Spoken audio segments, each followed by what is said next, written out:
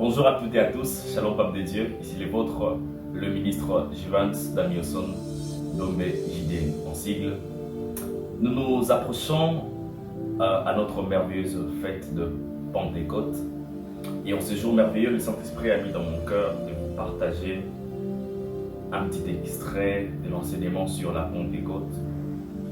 En ce jour merveilleux du 2 juin 2025, nous allons apprendre sur 5 choses à savoir sur la fête de la Pentecôte.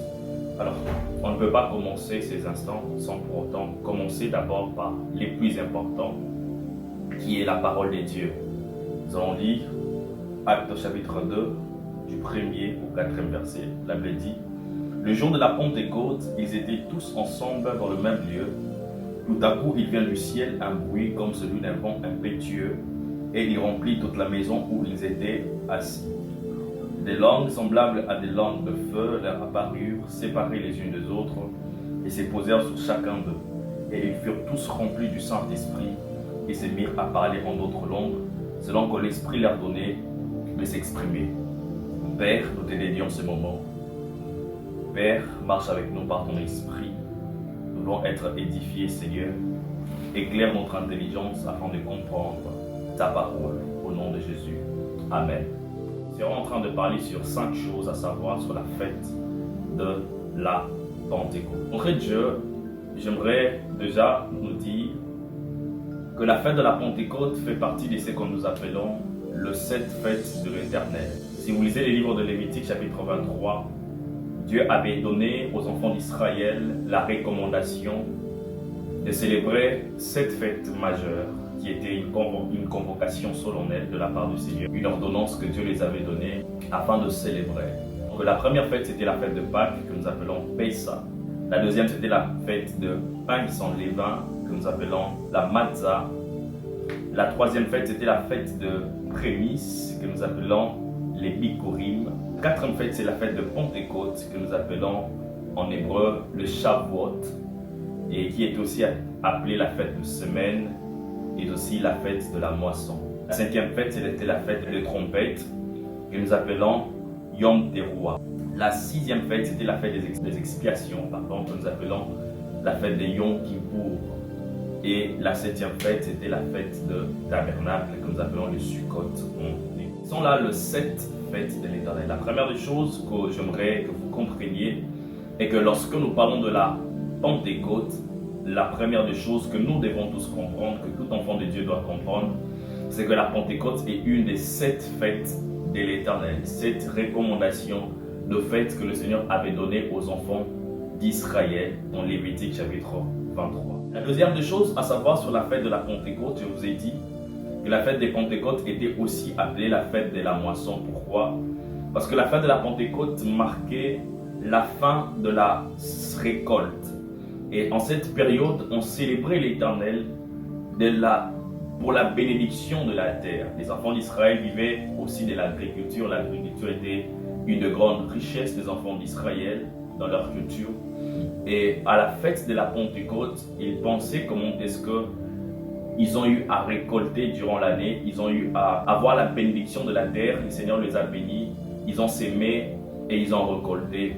Et Dieu a ainsi accompli sa parole qui dit que tant que la terre subsistera, les semailles et les moissons ne cesseront point. Donc, à la fin de la Pentecôte, les enfants d'Israël pensaient à la manière dont Dieu les avait bénis. Dieu avait béni leur terre, tout ce qu'ils ont sémé, ils ont eu à récolter. Et pendant cette fête, on célébrait l'Éternel à cause de cela. Voilà pourquoi on appelle ça aussi d'autrement la fête de la moisson. Ici, déjà, j'aimerais dire, cette fête qui était autrefois que juive, aujourd'hui, c'est aussi une fête chrétienne. Et nous aussi, enfants de Dieu, pendant cette fête, nous sommes aussi, d'une certaine manière, dans l'obligation de penser à la manière dont le Seigneur nous a bénis, la manière dont le Seigneur a béni l'œuvre de nos mains. Il a dit: j'ordonnerai la bénédiction d'être avec toi, dans tes grillés, dans toutes tes entreprises. Pendant la fête de la Pentecôte, c'est une opportunité pour moi et toi de penser à ce que l'Éternel a fait, comment est-ce qu'il nous a bénis dans nos travaux, dans tout ce que nous avons eu à faire. Et la troisième des choses à savoir sur la fête des Pentecôtes, c'est que la fête des Pentecôtes, j'étais en train de dire, est aussi appelée la fête de semaine. Pourquoi? Parce qu'au moment où les enfants d'Israël étaient en Égypte, et Dieu les a demandé de célébrer ou de commémorer la première Pâque, afin de se préparer à sortir de l'Égypte pour la terre promise. La Bible est en train de dire 50 jours après, sur le mont Sinaï, Dieu se révèle à Moïse et Dieu donne à Moïse la Torah. C'est où la Pentecôte a été inaugurée, c'était sur le mont Sinaï. Alors, du moment où les enfants d'Israël ont fêté la Pâque, au moment où Dieu a visité Moïse, c'est 50 jours. Et Dieu, pour célébrer la Pentecôte, il a demandé aux enfants d'Israël de compter 7 semaines. Ils devaient compter 7 semaines du moment de la Pâque jusqu'à la Pentecôte. Et quand je fais le calcul cette fois-ci, je donne 49. Et 49, c'était le 7 semaines du comptage pour célébrer la Pentecôte. Après les 49e jours, le jour qui arrivait, c'était les 50e jours. C'était les jours de la célébration de la Pâque. Et pendant ces moments, je vous ai dit que Dieu s'est révélé, Dieu a appelé Moïse, l'a emmené dans la montagne, il lui a donné la loi, les 10 commandements que nous connaissons.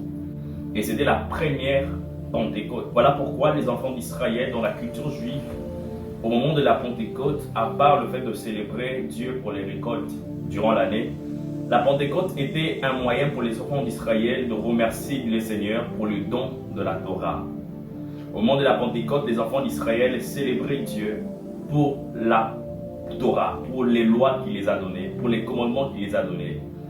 Le Seigneur ne voulait pas que son peuple soit un peuple sans loi. Dieu les a instruits, Dieu les a donné des lois qu'ils devaient mettre en pratique à la loupe. Et les enfants d'Israël, quand ils célébraient la Pentecôte, c'était un moment pour eux d'aller dans le temple à Jérusalem, célébrer Dieu pour sa parole.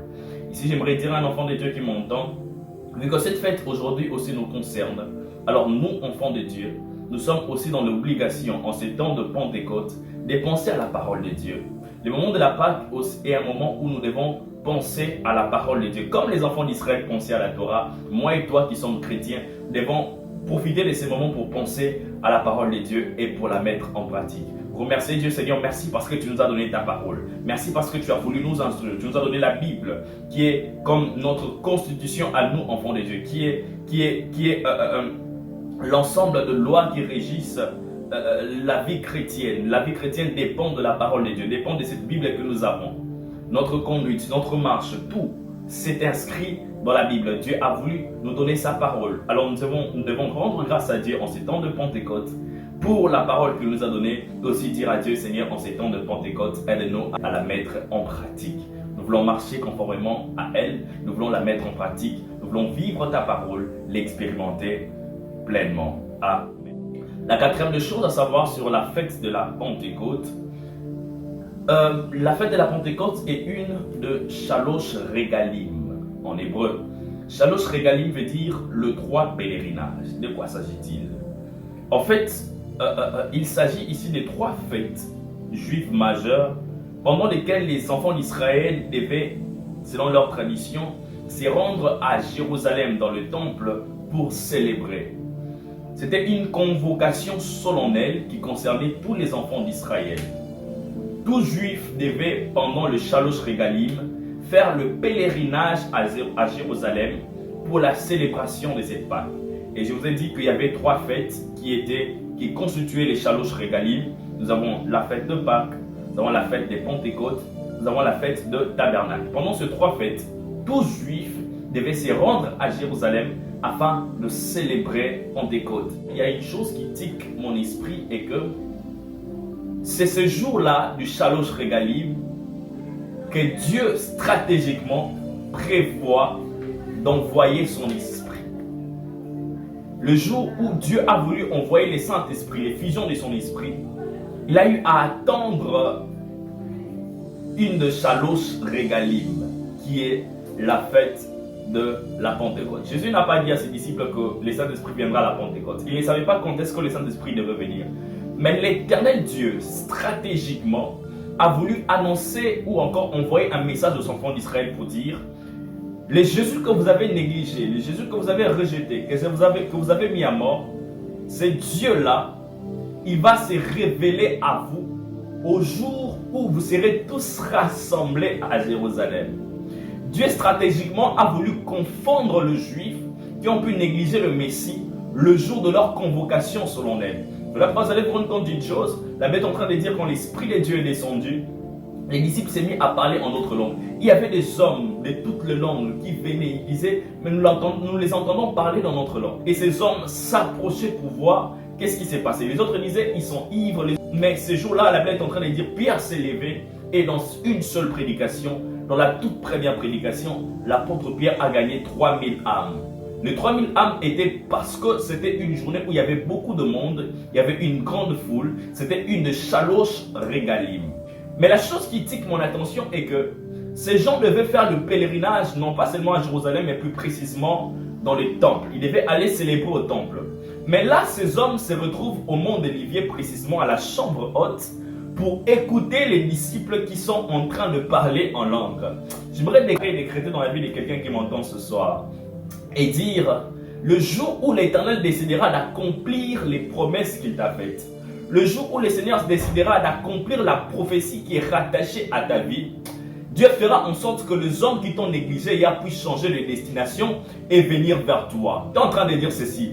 Le jour où le Seigneur décidera d'accomplir les promesses qu'il a faites sur ta vie, le jour où le Seigneur décidera d'élever ton nom, il a dit à Abraham, je rendrai ton nom grand. Le jour où Dieu décidera de rendre ton nom grand, il fera en sorte que ceux qui t'ont négligé autrefois, qu'ils soient là pour constater ce qu'il sera en train de faire avec toi. Des hommes qui devaient aller au temple ont changé de destination et ils sont allés à la chambre haute. Je vois des hommes et des femmes qui t'ont négligé hier. Mais puisque Dieu sera en train d'accomplir ses promesses dans ta vie, je vois ces hommes et ces femmes qui étaient là où ils étaient, dans des lieux d'honneur, ils viendront vers toi parce qu'ils vont constater qu'il y a quelque chose de nouveau que Dieu a commencé à faire dans ta vie. Je décrète et déclare mes mains levées sur la vie de cette première personne qui me disent Amen. Cinquième de chose pour finir, à savoir sur la fête de la Pentecôte, je l'ai déjà dit, que c'est le jour où Dieu avait décidé d'envoyer le Saint-Esprit sur ses disciples. Jésus, après sa résurrection, est resté avec ses disciples pendant 40 jours, les enseignant, faisant des apparitions, etc. Pendant 40 jours, il a été là pour les instruire. Pendant 40 jours, il était là pour les édifier. Et après ça, il a dit à ses disciples, ne vous éloignez pas de Jérusalem, restez ici en attente de l'accomplissement de la promesse qui a été faite, celle de recevoir le Saint-Esprit. Il dit, vous recevrez une puissance, Actes chapitre 1, verset 8, le Saint-Esprit survenant sur vous, et vous serez mes témoins en Jérusalem, en Galilée et jusqu'aux extrémités de la terre. Et la Bible est en train de dire qu'il y avait 120 personnes, hommes et femmes, qui eux ont décidé d'aller à la chambre haute, d'attendre l'accomplissement de cette promesse, de cette prophétie. Et ce qui a tiqué mon esprit est que pendant que Jésus le disait cela, nullement Jésus a dit ou nullement Jésus les a recommandés de vaquer à la prière. Mais eux, ils ont compris que nous devons attendre certes la promesse, mais nous devons l'attendre en priant. J'aimerais ici déjà ouvrir une parenthèse pour dire à quelqu'un, on n'attend pas l'accomplissement d'une prophétie en croisant le bras. On n'attend pas l'accomplissement de la promesse de Dieu en croisant le bras. La promesse ou la prophétie de Dieu, on l'attend dans la prière. Amen. Peu importe le temps que ça va prendre, peu importe la durée que ça aura, moi et toi, nous sommes dans l'obligation d'attendre l'accomplissement de la promesse de Dieu dans la prière. Il a dit que cette année, c'est l'année de ton mariage. Aussi longtemps que tu n'as pas encore vu le mariage, tu ne dois pas arrêter de prier. Dieu t'a dit que cette année, c'est l'année où tu dois commencer une entreprise. Aussi longtemps que tu n'as pas encore palpé cette promesse de Dieu, aussi longtemps que tu n'as pas encore palpé la prophétie de Dieu, tu ne dois pas arrêter de prier. On attend la prophétie dans la prière. Si ça va prendre une année, moi je serai en prière. Si ça va prendre 2 ans, je suis là en train de prier. Si ça va prendre 5 ans, je n'arrête pas de prier parce qu'on attend la prophétie dans la prière. Amen. Et la deuxième des choses pour terminer, toujours sur ce 5e point, c'est que pendant qu'ils étaient en prière, la Bible est en train de dire, nous avons lu ça dans le deuxième verset, on dit tout à coup il vient du ciel un bruit comme celui d'un vent impétueux. La Bible dit tout à coup. En fait, cette expression veut faire référence à une surprise. Ils ne s'attendaient pas à ce que le Saint-Esprit vienne ce jour-là. Et ils étaient simplement en train de prier. Ils étaient simplement en train de faire leur devoir en tant qu'enfants de Dieu, qui est la prière. Mais la Bible est en train de dire tout à coup, c'est-à-dire pendant qu'ils ne s'attendaient même pas à ça, le Saint-Esprit est venu exactement ce jour-là. J'aimerais dire à quelqu'un qui a longtemps prié, qui a longtemps entendu les promesses de Dieu. Oui, homme de Dieu, vous avez dit qu'on attend la promesse en priant. Et moi là, depuis que je priais jusque-là, je ne vois toujours rien. Je n'évite toujours rien. La bonne nouvelle est que j'ai à t'annoncer ce soir est que à chaque fois que tu te décideras de chercher ou d'attendre la promesse de Dieu dans la prière, Dieu te surprendra. J'aimerais dire à quelqu'un, à chaque fois que la promesse de Dieu tarde pour s'accomplir, c'est parce que Dieu est sur le point de te surprendre. Mais toi, ta responsabilité, c'est de rester en prière. Plus tu pries, tu dis à Dieu, Seigneur, j'attends l'accomplissement de la promesse. Plus tu pries, tu dis à Dieu, Seigneur, ce n'est pas parce que ça tarde que moi je vais me relâcher. Ce n'est pas parce que ça tarde que moi je veux arrêter. Puisque tu continues à chercher la face de l'Éternel, laisse-moi te dire que l'Éternel, au moment opportun, te surprendra. Le jour où la promesse arrivera, le jour où tu vas palper les promesses de Dieu, tu ne sauras même pas que ça devait être fait ce jour-là. Parce que quiconque cherche Dieu dans la vérité, quiconque cherche Dieu, attendant les promesses de Dieu dans la prière, Dieu ne peut que surprendre ce genre de personnes. Je vois la main de Dieu sur toi. Je décrète et déclare mes deux mains levées. Je déclare, ô Dieu de gloire, que le Dieu de cieux te surprenne de manière agréable. Je vois des hommes et des femmes qui ont longtemps demandé à Dieu des enfants. Il a dit, Seigneur, je veux avoir un enfant. Depuis que je me suis marié, je n'arrive pas à concevoir. J'entends une dame faire cette prière. Je vois Dieu te surprendre pendant que tu es en train de prier. Je vois Dieu te faire énormément de bien. Je vois une femme en train de sourire parce qu'elle sera en train de toucher son nouveau bébé. J'entends un homme d'affaires qui est en train de dire à Dieu, Seigneur, tu m'as promis. Il y a un prophète qui m'a parlé. Il m'a dit que je vais ouvrir de grandes entreprises. Jusque-là, j'attends. Oui, j'ai déjà un plan business. Je me suis déjà préparé, je me suis formé, etc. Mais je n'ai pas toujours le fond pour commencer. Je vois Dieu te surprendre avant le début, avant la fin de cette année. Est-ce que je peux déclarer sur la vie de quelqu'un? J'entends un homme de Dieu prier, il est à la montagne, il dit à Dieu, Seigneur, tu m'avais dit que cette année je devais commencer le ministère, mais je n'ai pas encore de partenaire, je n'ai pas encore des hommes qui peuvent me soutenir dans la vision que tu m'as donnée. Je vois des hommes et des femmes être connectés à toi parce que le Seigneur Dieu sera en train de les envoyer en ta direction parce que cette année Dieu a décidé de te surprendre. Toi qui as entendu longtemps les promesses de Dieu, la Bible est en train de dire dans Habakkuk, même quand elle tarde, attends-la, elle s'accomplira certainement. Je vois Dieu être sur le point d'accomplir les promesses qu'il a fait sur ta vie. Je vois Dieu surprendre beaucoup de gens. Radi humble de la voria avec les races. Père éternel, Dieu de gloire, de la même manière que nous avons appris ce soir, par cette parole, je prie au nom de Jésus, le Dieu de surprise agréable, le Dieu qui surprend ses enfants. Je prie, Seigneur Dieu de gloire, que tu surprennes quiconque entend le son de ma voix, dans le nom puissant de Jésus-Christ. Que cette fête des Pentecôtes qui arrive ne nous passe pas inaperçue. Mais je prie, Seigneur Dieu de gloire, que quelque chose change dans la vie de mes frères et sœurs qui m'entendent, ô Dieu de gloire, dans le nom de Jésus-Christ. Merci, Seigneur Dieu de gloire. Merci pour ton précieux Saint-Esprit. Merci pour ta grâce et ta faveur. Merci pour ta miséricorde dans nos vies. Dans le nom puissant de Jésus-Christ, nous avons ainsi prié. Amen. Paix et grâce, que le Seigneur vous bénisse abondamment.